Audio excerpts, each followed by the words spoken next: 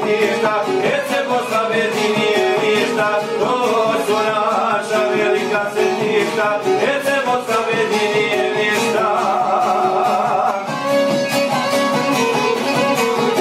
Bosna srebrena papi ostala, kraljica mu Katarina na čuvanje dala.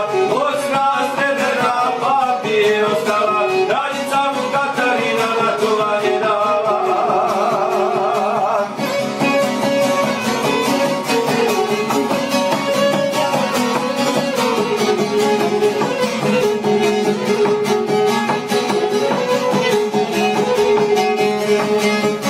Velika stolica i evropska krojica, dozvolite smiju da nam Bosnu razviju. Sarajevska lijepa katedrala, to je nama ko djetetu mama.